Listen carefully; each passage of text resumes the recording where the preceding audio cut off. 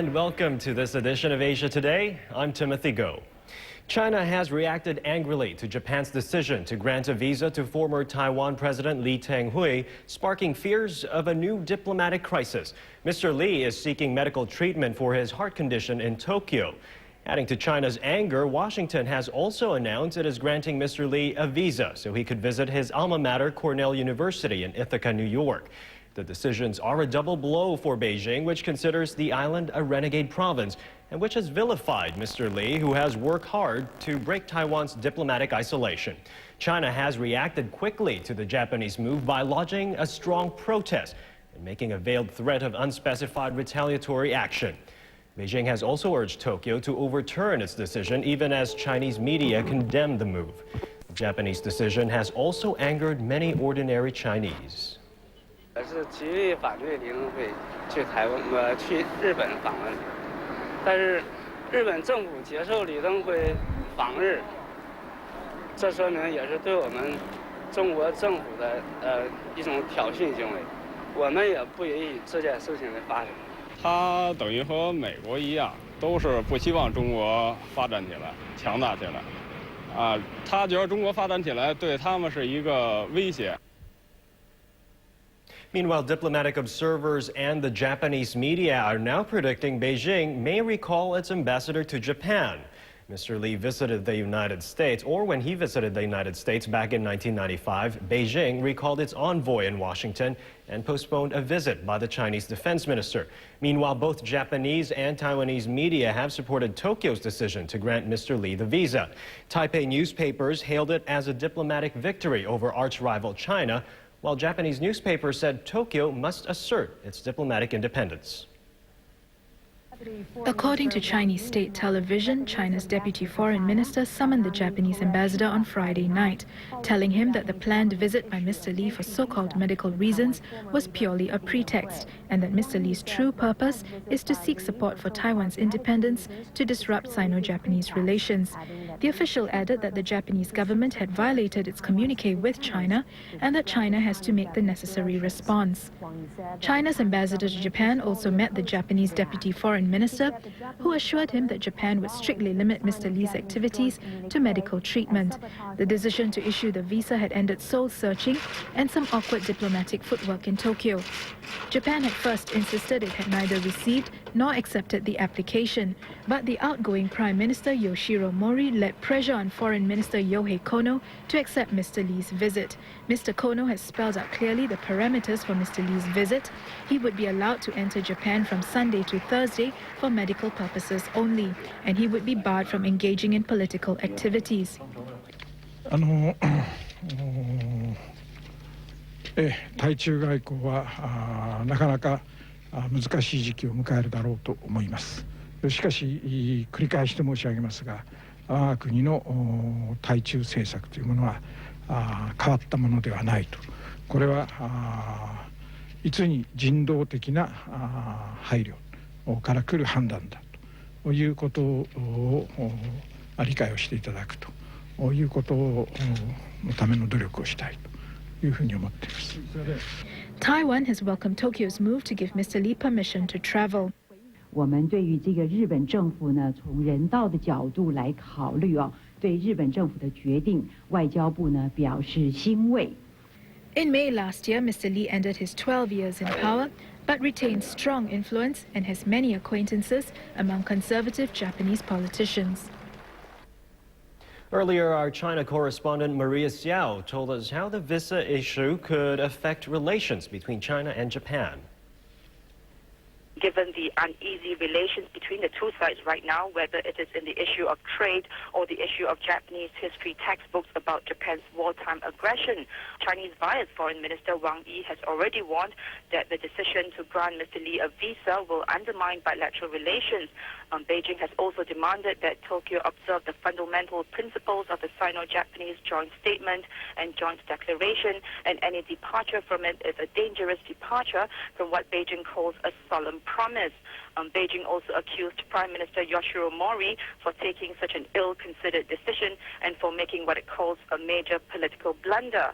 So now that the damage to bilateral ties has already been done, it can be prevented from becoming even more contentious if Japan can at least ensure that during Mr. Lee's visit, the former president sticks strictly to a schedule of medical treatment and does not go around making political speeches or holding high-level and high-profile meetings with influential players or members from political parties. Maria also explained why China still reacts so strongly to the former Taiwan president making the two visits. I would say that the stand taken by Beijing towards Mr. Lee Teng-hui has been rather consistent, whether it is Mr. Lee Teng-hui as president of Taiwan or Mr. Lee Teng-hui as ordinary citizen. That's because as far as Beijing is concerned, Mr. Lee has been a long-standing advocate of Taiwan independence. And again, as far as Beijing is concerned, there is a political purpose for everything that Mr. Lee does.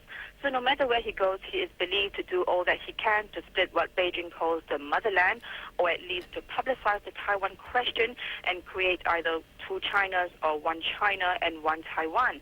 In other words, in the eyes of Beijing, Mr. Lee is a troublemaker who is out to sow discord no matter where he goes. And in the eyes of Beijing, Mr. Lee is merely using medical treatment as an excuse to visit Japan to try and further his cause. So again, as far as Beijing is concerned, Mr. Lee's visit is neither a civilian issue nor a humanitarian one, but is, according to Beijing, a pure and simple political issue where his real intention is to spread his idea of Taiwan independence as well as to secure political support from certain sectors in Japan.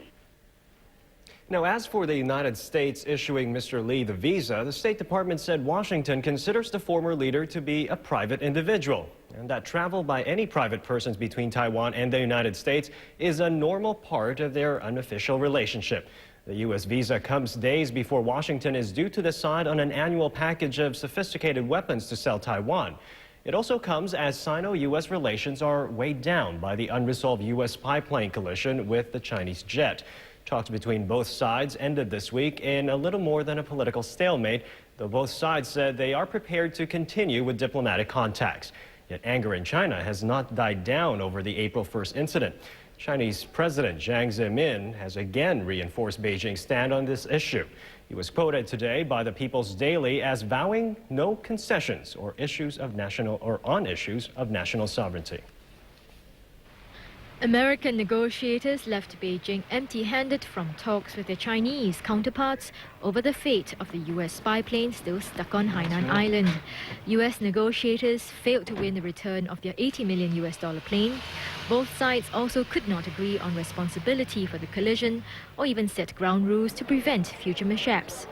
No new date's been set for discussions to resume, meaning the diplomatic impasse may continue for some time. U.S. officials now say there are strong arguments for putting off reconnaissance flights near China's coast for weeks as Washington works to get its plane back. But Kyodo News Agency reported that U.S. fighter jets have launched practice flights from bases in Japan in preparation to protect American aircraft if they resume surveillance flights. In the eyes of the Chinese people, it was clear who was at fault for the breakdown in talks. 讲的是美国不承认事实啊，他要承认事实就好了。他老编的捏造几个材料，不承认呢，不承认他的错误。While Chinese outrage continues to seethe over the affair, Chinese authorities made preparations for a hero's farewell for their dead pilot Wang Wei. A foreign ministry official said the memorial was to take place at the Great Hall of the People. Emu oil, a miracle cure or just a quack product? Well, a team of Australian researchers is trying to find out if the ancient remedy really works. And that report and more when Asia Today continues.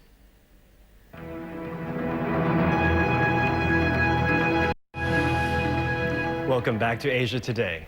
Indonesian police say they have assigned bodyguards to two political rivals of President Abdurrahman Wahid. Mr. Akbar Tanjung, Speaker of the Indonesian legislature, and Dr. Amin Rais, head of the People's Consultative Assembly, have been receiving death threats from groups loyal to the president.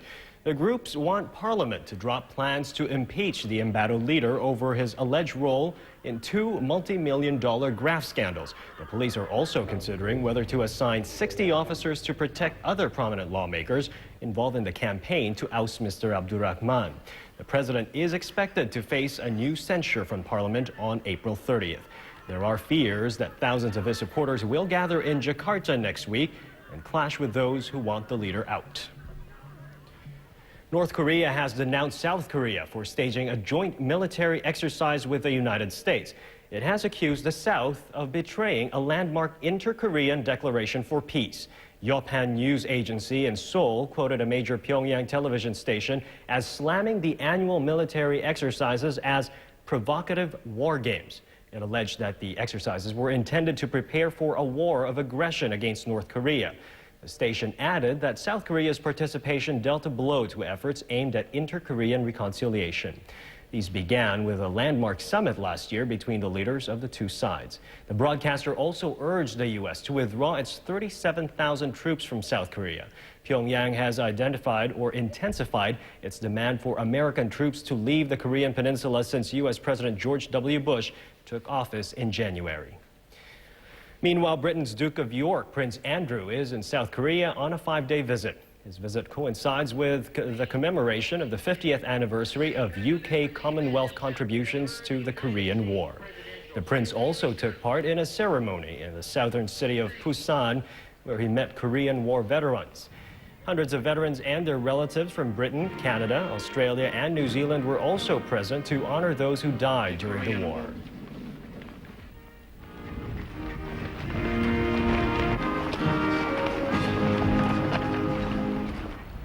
Half a century ago, hundreds of British and Commonwealth soldiers were killed defending South Korea from its communist northern neighbor.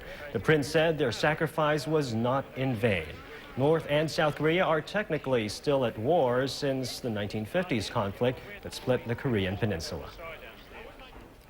Moving on now, Japanese scientists have successfully unraveled the genetic sequence of one of medicine's most harmful bacteria.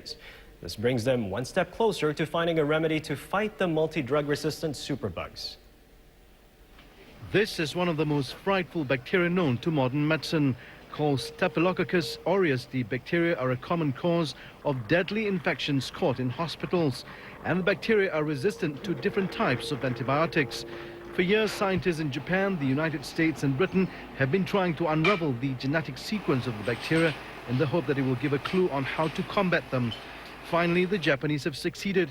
The team reviewed all the genes in the bacteria, some 2,600 of them. They discovered that the bacteria have antibiotic-resistant pieces of genetic material which have the potential to spread between species. And some of the genes were actually acquired from other organisms, including humans.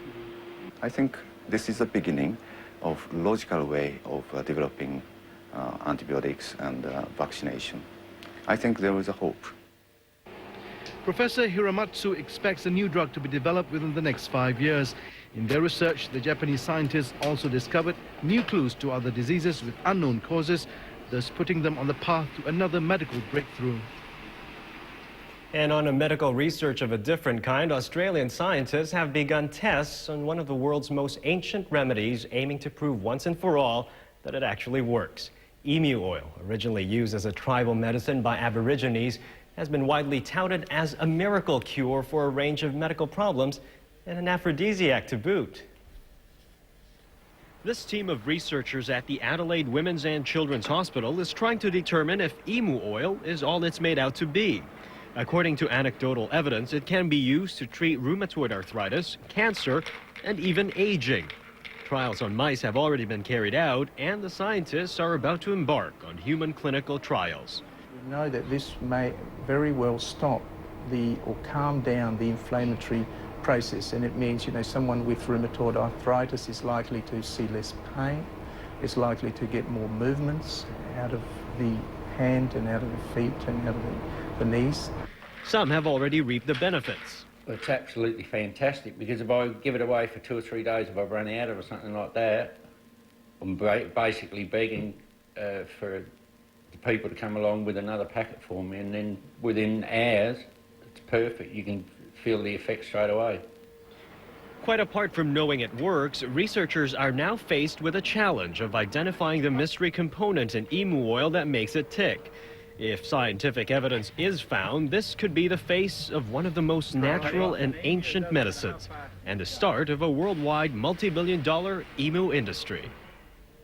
And still ahead on Asia Today, we meet a real survivor of Australia's rugged wilderness. He survived after being lost for 5 weeks.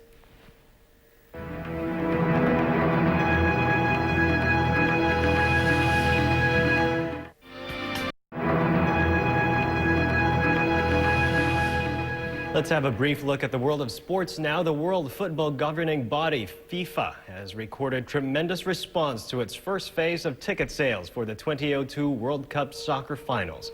The event will be held jointly in South Korea and Japan. It's been a spectacular success. 230,000 seats were put on the market, and there was a sellout of these within quite a limited period. We would expect the total revenue, if every ticket is sold for the whole World Cup for all matches, 64 matches, to be over $440 million US. Applications for about 3 million tickets opened internationally in February, and for the first time, FIFA plans to sell most of the tickets over the internet. But website glitches have meant that fans in South Korea and Japan would still have to use pen and paper to apply for their tickets. The 2002 World Cup marks the first time the event will be held in Asia, and the first time it will be co-hosted. The World Cup finals will kick off in the Korean capital Seoul on May 31st next year, with reigning world champs France defending its title. Meanwhile, film star Roger Moore, best known as James Bond in the 007 films, has been named Public Relations Ambassador for the World Cup. Seoul's mayor conferred the letter of appointment on the British actor this weekend. The Goodwill Ambassador of the United Nations children's charity, UNICEF, was also presented with an honorary Seoul citizenship. The Boston Marathon men's champion Lee Bong-ju has returned to a hero's welcome in his native South Korea. Lee became the first non-Kenyan and the first Asian to win the Boston Marathon since the 1990. His win clearly had a huge impact on his home nation as thousands turned out to greet their newest hero. It was a welcome befitting South Korea's national hero. The 2001 Boston Marathon champion Lee Bong-ju, with his mother at his side, drove through the Korean capital in an open-top car, soaking up the praise and appreciation of the crowd. Lee dedicated his victory to the people who had faith in him and the father who could not witness his son's greatest triumph.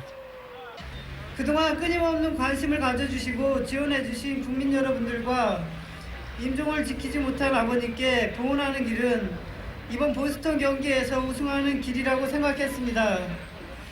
그래서 최선을 다해 연습을 했고 뛰다가 죽어도 후회 없다는 마음으로 한 발 한 발 내딛었던 결과가 우승으로 이어진 것 같습니다. For South Koreans, Lee's win means much more than just a marathon victory. It's about giving them hope to cope with the hard times caused by the recent economic recession. And they showed their gratitude by showering well wishes and praises to their new champion, Lee Bong-ju. And finally, participants to the reality TV series Survivor 2 in Australia might have wished they had tips from this real-life survivor. An Australian bushwalker has turned up alive after going missing for more than a month in the Tasmanian outback. The former soldier had been given up for dead, and his survival has been described as a miracle by doctors and his family. And the ultimate survivor is Benjamin Maloney. Thank you. How are you? I'm good, thanks. The 27-year-old had disappeared 5 weeks ago while hiking in some of Australia's wildest terrain, the rainforests of Tasmania, the island state off Australia's southeastern coast.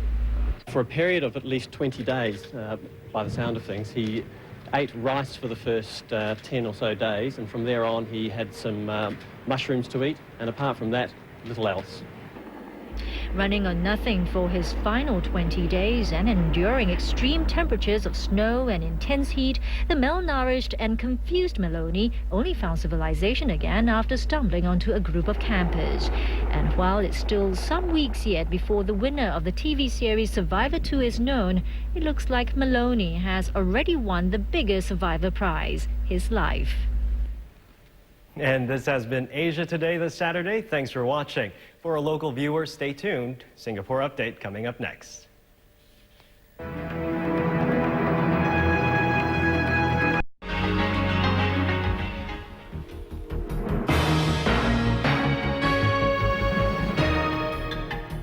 Good afternoon. Taking a look at news closer to home now. 3 lanes of the junction of Brattle Road and Bishan Street 11 have been reopened to traffic.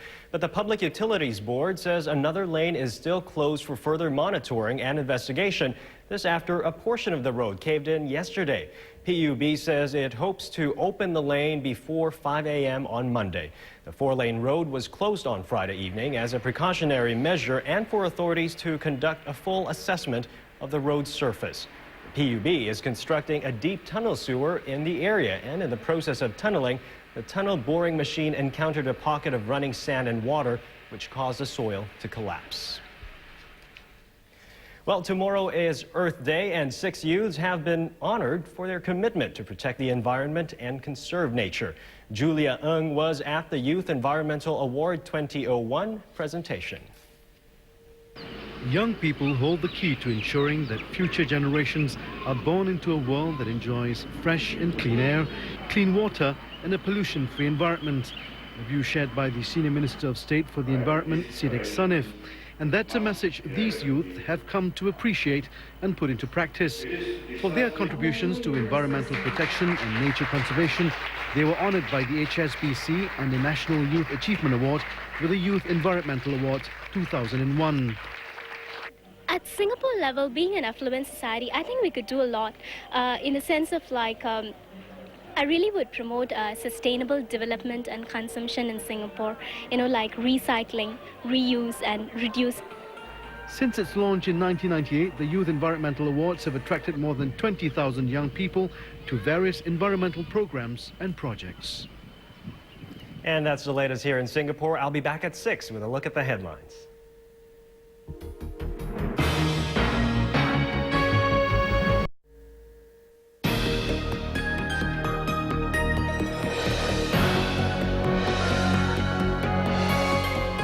Top stories this hour now. China today slammed Japan's decision to issue a travel visa for former Taiwan President Lee Teng-hui over and above Beijing's protests, sparking fears of a 3-way diplomatic crisis.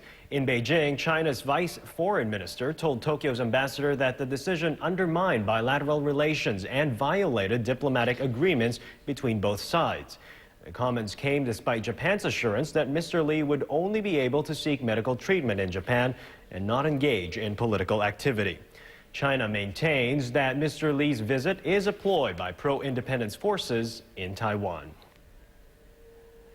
Meanwhile, there's no resolution in sight in the spy plane dispute between China and the U.S. The U.S. administration has vowed to resume reconnaissance flights off the Chinese coast despite strong opposition by China. Japanese media reports say U.S. F-15 fighter jets have launched practice flights off the island of Okinawa, apparently in preparation for protecting U.S. surveillance aircrafts. Talks between Chinese and U.S. negotiators in Beijing this week ended with little progress, and both sides agreed to continue meeting over the issue, but has set no date.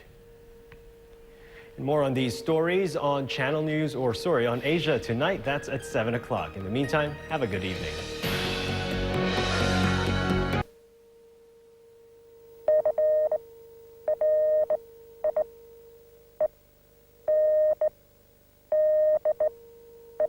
Over all barriers, reaching you in every possible way.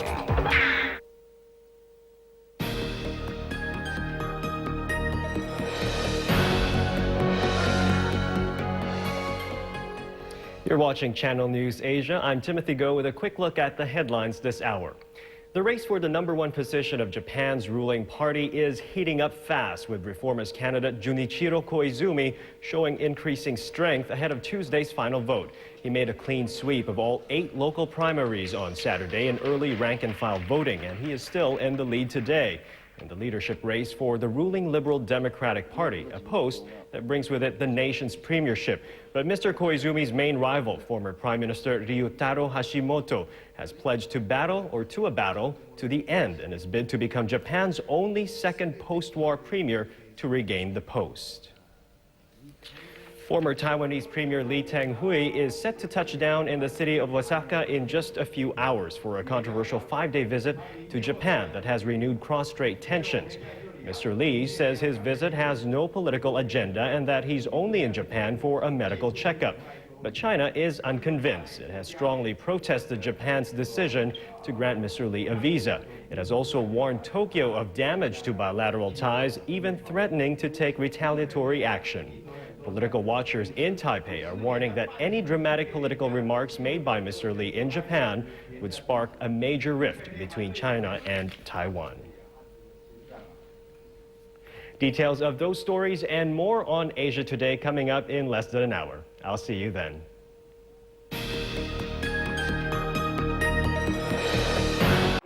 Group remains intact. They retreated but haven't really abandoned their siege, I suppose you'd call it. Extreme restraint, though, is still being observed by government forces despite the damage and the injuries that the rioters left in their wake. Timothy. And are the soldiers regaining control of the situation down there?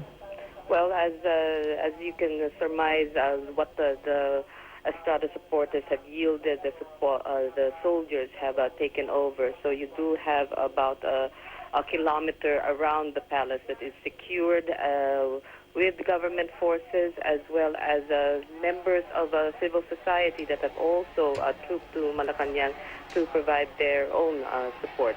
Timothy. And how safe is President Arroyo's position, both her physical safety and her political position as the president? Well, President Arroyo hasn't issued any statements since this morning, but she is presumably safe in Malacanang on top of the situation. The palace grounds are filled by security personnel, including the several non-government organizations determined to protect the palace, and there have been no signs of military defections. So she does seem to be holding the fort. Timothy. We're also hearing reports that sedition charges are being considered against some senior opposition politicians who might have incited the demonstrations there. Any indications who they are? Well, the Justice Department is assessing the evidence against these officials, and the evidence is pretty clear as they were recorded. They consist of recorded public speeches made over the last 5 nights at the EDSA Shrine. Legal analysts say that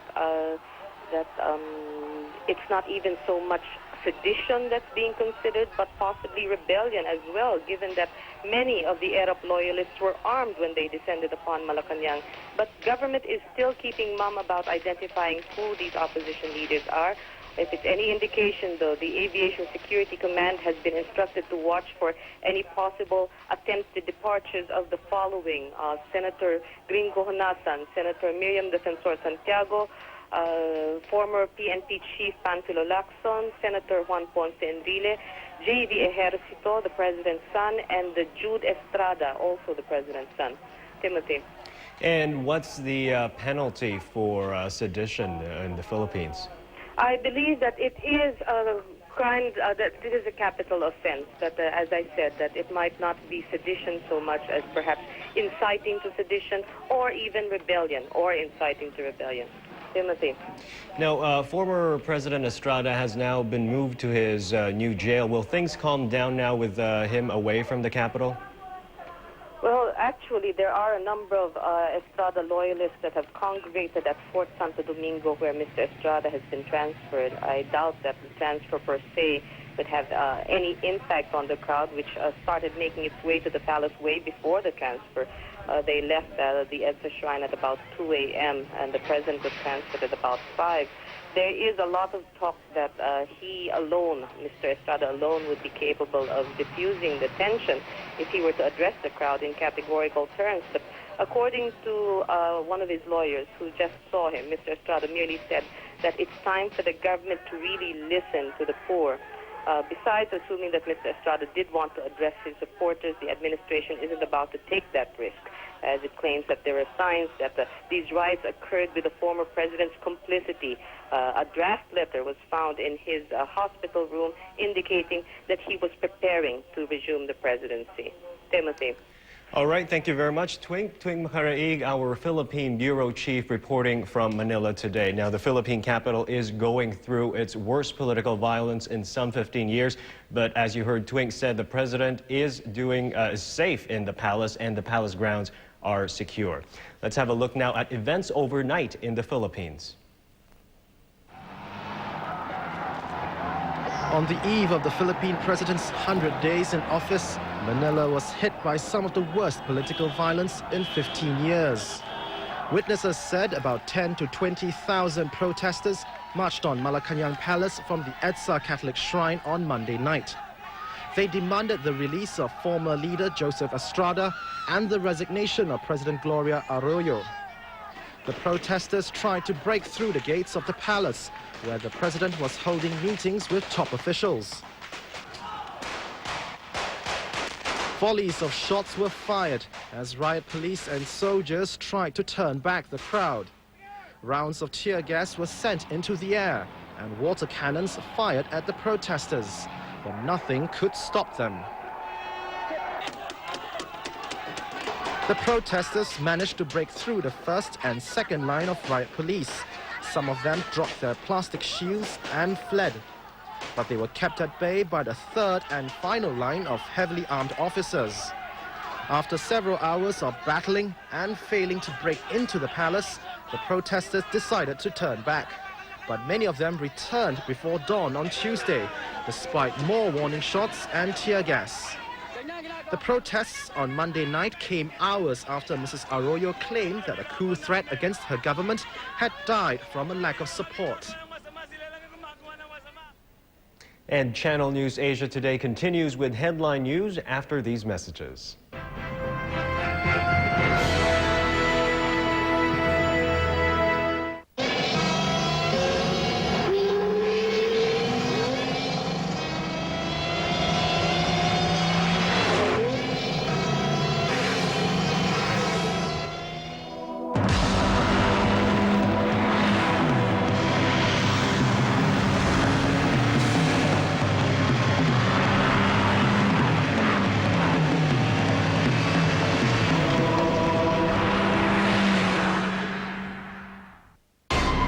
The human DNA, the building blocks of life. And sitting under the current buzzword life sciences are these big words. But what do these mean? And how will they affect our lives? Channel News Asia brings you a 4-part special set to make sense of the very building blocks of life. Building Blocks, every Friday, Singapore, Hong Kong, 9:30 p.m., India, 7 p.m., and Jakarta, 8:30 p.m. This program is brought to you by SGI.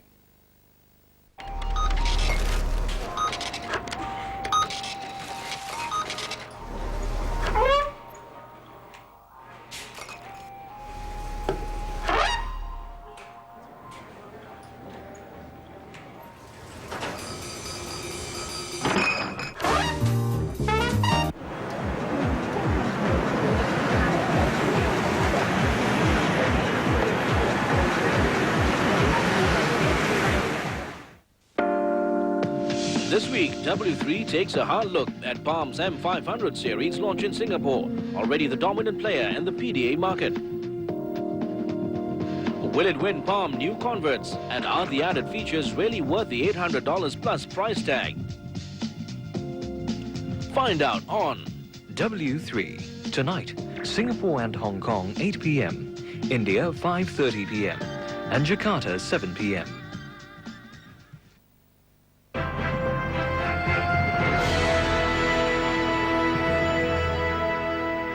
Welcome back to Channel News Asia Today. Indonesia's embattled President Abdurrahman Wahid has rejected a second parliamentary censure.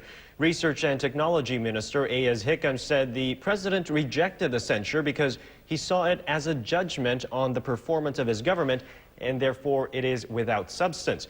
Now, the second censure for the president's involvement in 2 financial scandals brings him closer to the grim prospect of impeachment. He has 30 days to officially respond to Parliament.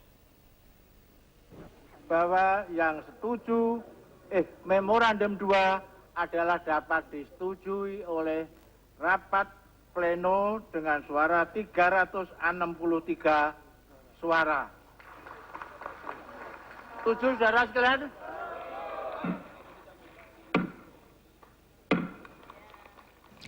With only 52 votes against the decision, Indonesia's parliament approved by an overwhelming majority Monday a second censure against President Abdul Rahman. The president's political future looks increasingly bleak, and with this second censure, many are doubtful he'll be able to serve out his term, which expires in 2004. Saya tidak tahu apakah akan survive atau tidak.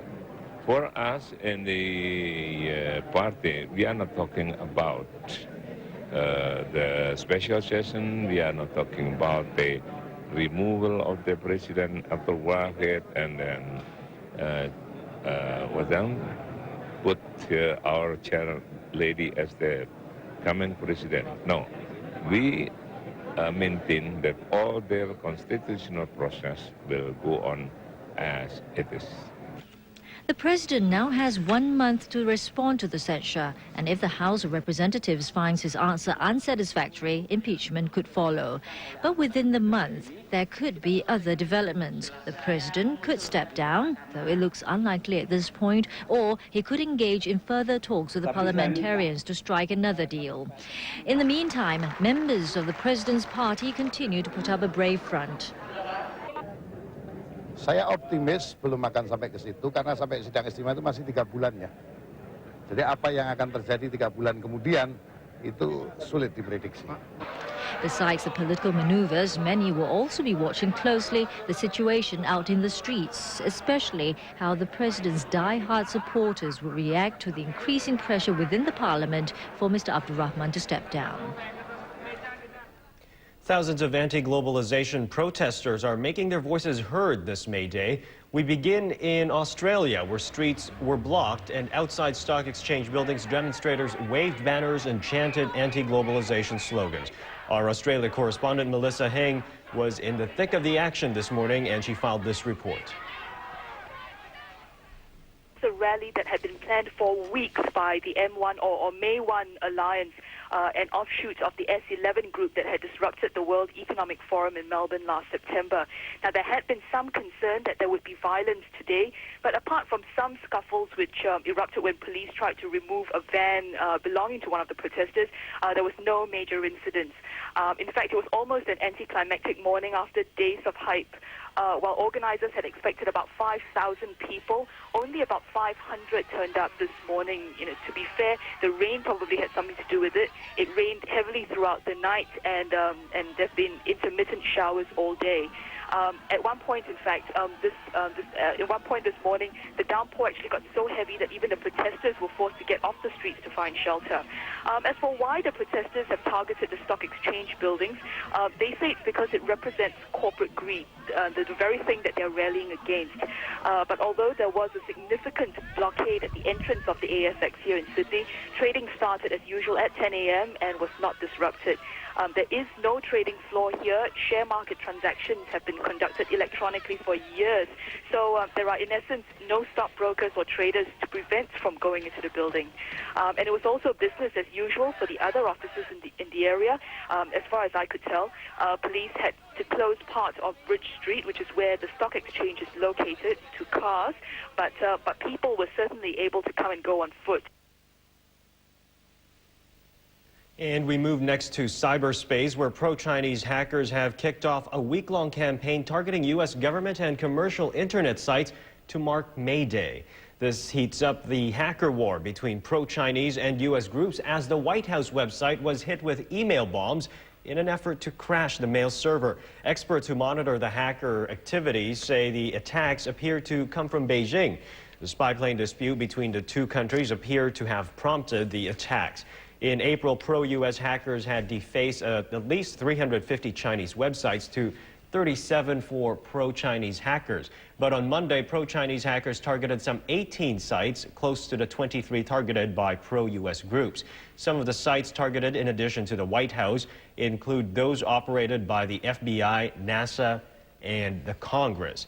Experts say these attacks are unique because of the level of organization. Hackers worldwide have apparently been choosing sides in the cyber battle, and there are fears the alliance signal a possible worldwide hacker war. And around the world, protesters are planning to use International Workers' Day to vent their opposition to globalization and unemployment. British police are on a war footing with one of the biggest security operations ever seen in the capital. May Day last year saw massive crowds in central London. It was not a peaceful gathering by any means, and police expect scenes like this to be repeated this year. McDonald's, along with other shops and restaurants, are likely to be targeted again. Police say protesters from all over the world who regularly take part in anti-globalization campaigns are expected to stream into London. They have this warning for demonstrators. Don't come, because we will have 6,000 officers on the streets. We've got additional support. Do not come. If you're intent on criminal activity, you're going to be arrested and you will be taken in front of the courts. It's not worth it. The highlight of the protest is expected to centre by late afternoon around Oxford Circus. Many shops here are due to close. Authorities are also better prepared. They've sent out an alert for known troublemakers, and they'll be relying on closed-circuit television to identify protesters. A report released by the U.S. State Department says state-sponsored acts of terror declined in the year 2000. However, actions by individual groups were on the rise, contributing to nearly twofold increase in the number of deaths due to acts of terrorism. Good afternoon, ladies and The gentlemen. report says there were 423 international terrorist attacks in 2000, up 8% from 1999, and it named Iran as the most active sponsor of terrorism worldwide last year, having increased its support to groups targeting the Middle East peace process, particularly Hezbollah guerrillas in Lebanon and Palestinian groups. In presenting the report, Patterns of Global Terrorism 2000, U.S. Secretary of State Colin Powell lauded international cooperation in the fight against terrorism and noted successful progress in pressuring countries that resort to violence. He cited the tightened UN Security Council sanctions against Afghanistan, which harbors Osama bin Laden, who's wanted for the bombings of 2 U.S. embassies in East Africa in 1998. Mr. Powell also pointed to the conviction of a Libyan intelligence officer in the bombing of Pan Am Flight 103 and progress in the investigation into the bombing of the USS Cole last October in Yemen, in which 17 American sailors were killed. State sponsors of terrorism are increasingly isolated. Terrorist groups are under growing pressure. Terrorists are being brought to justice. We will not let up. But we must also be aware of the nature of the threat before us. Terrorism is a persistent disease. Many of you have heard me speak of the positive side of globalization. But terrorism shows the dark side as it exploits the easing of travel restrictions, the improvements of communication, or the internationalization of banking and finance, making it easier for terrorists to do some of their work. And so the fight goes on. Just as we acknowledge successes today, we know that there will be new challenges and, yes, some setbacks tomorrow. Nations that repeatedly provide support for actions of international terrorism are required by law to be placed on the State Department's terrorism list. The countries on the terrorism list are Iran, Iraq, Sudan, Cuba, North Korea, Syria, and Libya. Does remain on the list of. Let's get out of this world now and move to outer space, where astronomers studying black holes have spotted something new. Besides sucking in cosmic matter, black holes may also be spinning like whirlpools. Now, almost every object in space is on a spin, but NASA scientists believe black holes follow the pattern. New animation from NASA shows how spinning allows matter to orbit closer to the black hole. Black holes cannot be seen. Their gravitational pull is so great that nothing, not even light, can escape. Also, black holes don't have a solid surface, so it's harder to see if they're actually spinning. But scientists say they can detect movement by observing the light emitted from matter as it plunges into a black hole. And next, the shape of things to come for football. You can check it out after the break.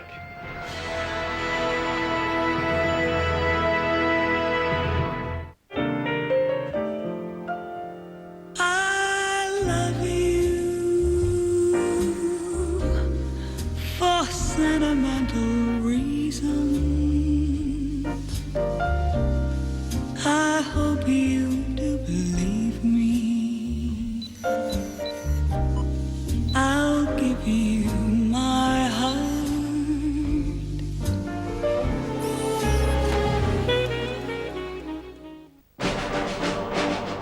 Channel NewsAsia, covering the news, covering the world.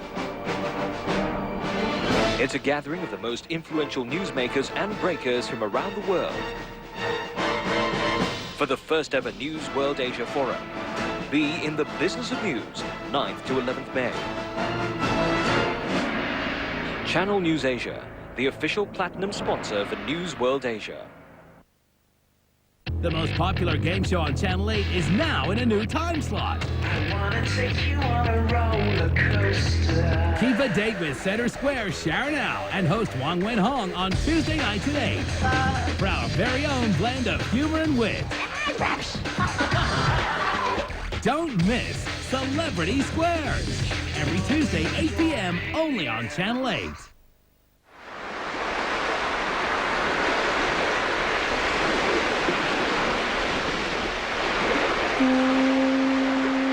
Through the night, reaching you in every possible way. What you hear, what you see, and what you come across may be the next breaking news. The Channel NewsAsia hotline. Make your call the next headline.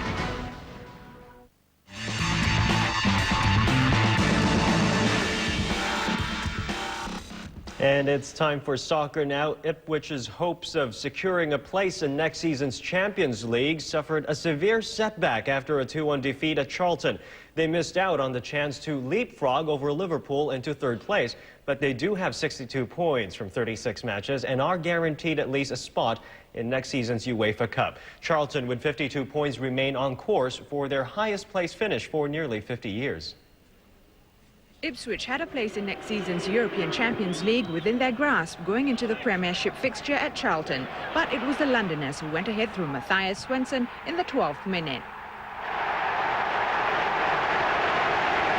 In the 20th minute, Martin Reuser scored to make it 1-1.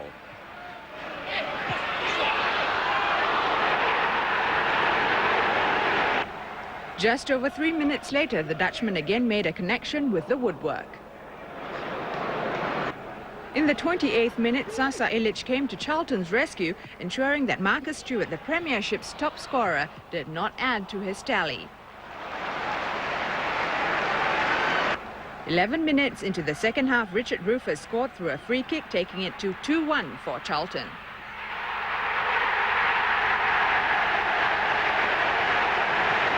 Despite Reuser's best efforts, Charlton hung on for the 2-1 victory.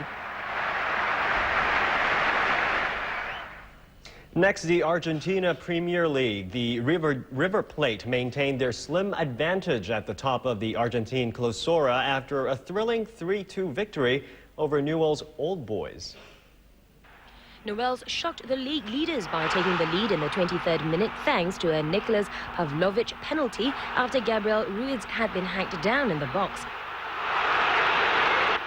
And just 3 minutes later, the home side was 2 up. This time, a Raul Damiani long-range strike finding the target.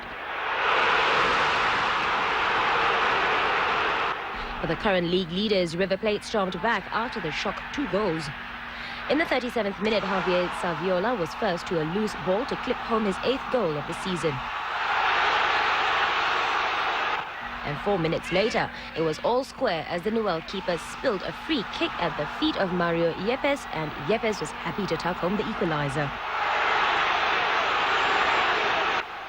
And just before the break, Newell conceded yet another goal. Martin Cadetti was left totally unmarked, and he chipped in River's third to complete an unbelievable comeback. Final score, River Plate 3, Newell Old Boys 2. The giant multinational sports manufacturer Adidas has unveiled a new design of football that they hope will set the standard in the sports for the next millennium.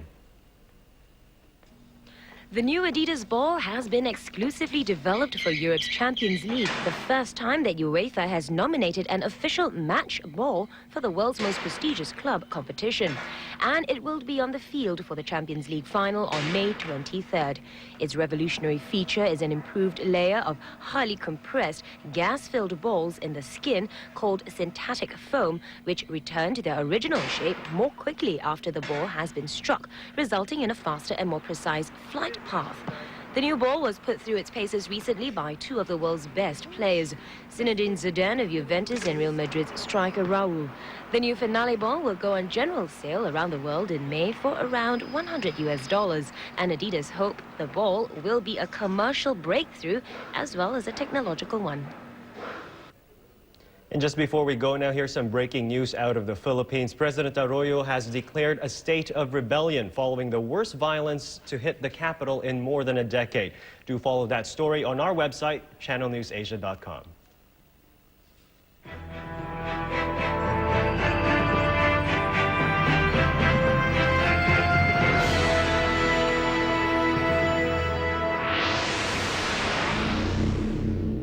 Channel News Asia, a network of MediaCorp News.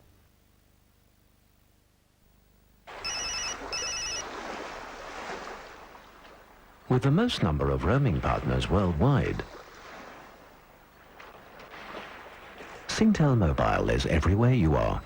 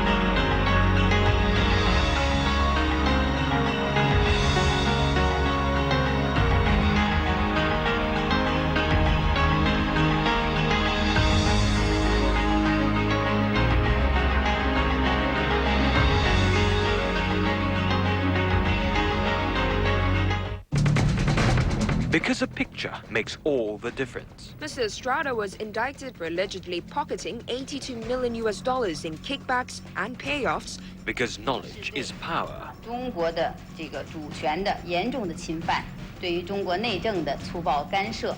Because you need to know. It's mainly women who've made them change, and the thing they've changed most of all is themselves. Channel News Asia. Be informed. Be in touch. Hi there, I'm Lisa Ang. In our season opener of The Living Home, we revisit familiar styles that reflect a sense of optimism where fun is the order of the day. Retro, celebrating bold colors and sleek styles that manage to look quirkily perfect in today's world.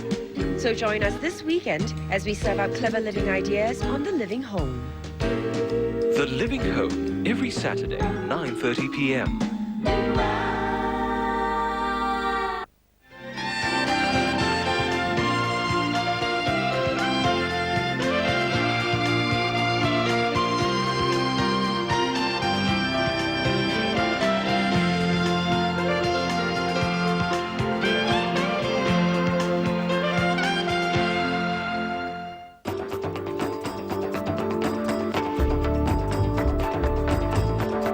View your world. Channel News Asia.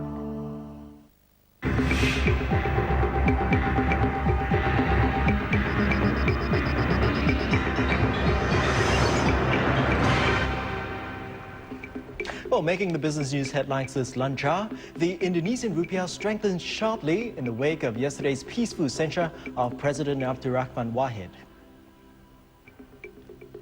The Philippines sees its worst political violence in 15 years, raising the prospect of more volatility for the peso.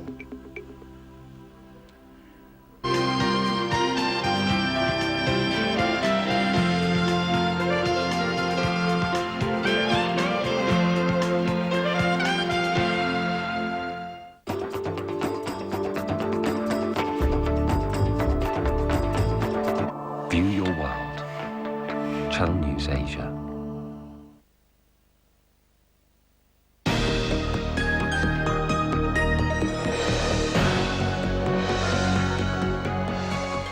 Good afternoon. You're watching Channel News Asia. Leading the headlines this hour, Philippine President Gloria Macapagal-Arroyo has declared a state of rebellion in Manila as security forces fired warning shots, tear gas, and water cannons to fend off backers of ousted leader Joseph Estrada trying to storm the presidential palace. Government spokesman Rigoberto Tiglao said the declaration restricted to Manila gives the government greater power to check rebellion, but he didn't say what those powers are. Manila is witnessing the worst political violence in 15 years. 3 people died overnight as a result of the clashes near the presidential palace. Police and soldiers are dispersing thousands of supporters of former President Estrada after a night of protests around the presidential Malacanang palace. Witnesses said soldiers had also begun taking over the EDSA shrine in downtown Manila. They had gathered there since Mr. Estrada's arrest on corruption charges last week. President Arroyo has accused her opponents of trying to overthrow the government and install a junta. Violence too in Australia as anti-globalization activists clash with police amid a campaign to disrupt the business district in major cities across the country. More than 20 people were arrested in the east coast city of Brisbane as 600 chanting, banner-waving protesters forced the closure of the building in which the city stock exchange is housed. In Sydney, 3 men were arrested as riot police charge anti-globalization protesters trying to shut down the stock exchange in the May Day demonstration. Organizers had expected 5,000 demonstrators in Sydney and a similar number in Melbourne, but the numbers were well down, with only a few hundred turning out in each city. And I'm back with the latest on those stories and more in just an hour, so join me then.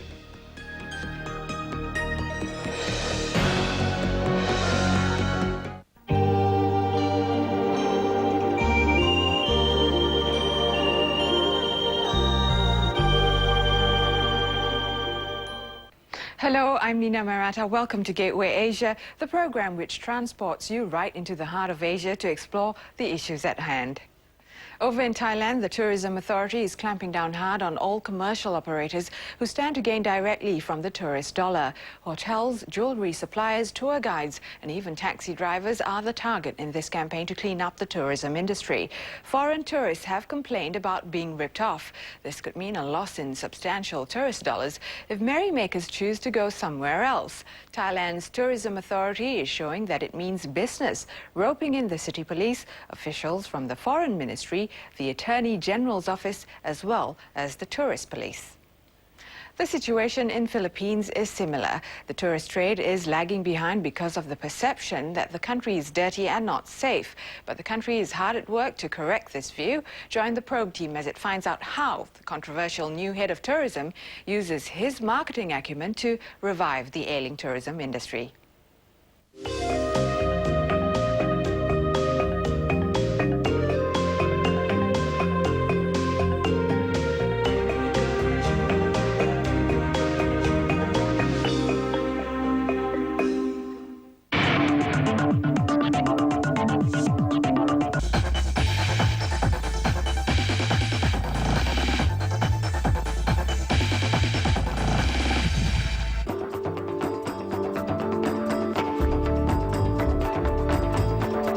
View your world. Channel News Asia.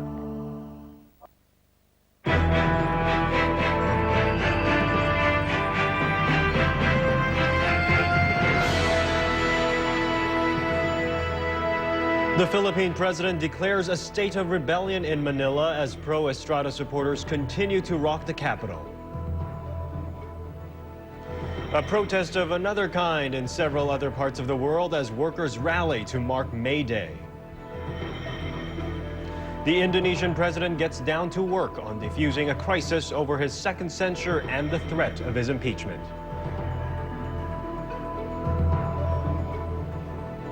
And Channel News Asia begins now. I'm Timothy Go. Philippine President Gloria Arroyo has declared a state of rebellion in Metro Manila. This follows a series of failed attempts by mobs to overrun the Malacanang presidential palace. The rioters have been calling for the resignation of President Arroyo and the reinstatement of former leader Joseph Estrada.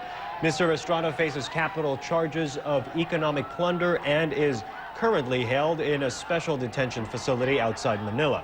Philippine immigration officials have also barred at least 2 military generals and 2 senators linked to former President Joseph Estrada from leaving the country.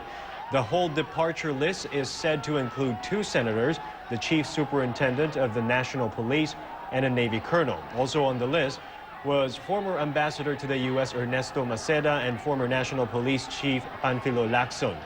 Mrs. Arroyo has accused political opponents of trying to install a junta. Kailangan nating ipatupad ang batas. Pero tinututulan ng mga taguyod ni Estrada ang pag-aresto at pagkulong sa kanya. Dahil dito, sumiklab ang demonstrasyon sa EDSA na pinondohan ng mga taong may political agenda. Maliwanag ng kanilang tema ay pabagsakin ang lehitimong pamalaan upang kung magtagumpay, sila ay magtatayo ng sarili nilang junta. Sila ang maghahari sa bansa. Ang issue, mga kababayan, ay isang issue ng hustisya at ang ating kakayahang ipatupad ang batas. Bilang presidente, may katungkulan akong ipatupad ang batas. We will use necessary and appropriate measures to disperse them. Our Philippine Bureau Chief now, Twink Makaraig, joins us on the phone to bring us the latest news from Manila. Twink, can you explain to us what this state of rebellion that President Arroyo has declared entails? Well, in the Constitution, a state of rebellion is a condition that the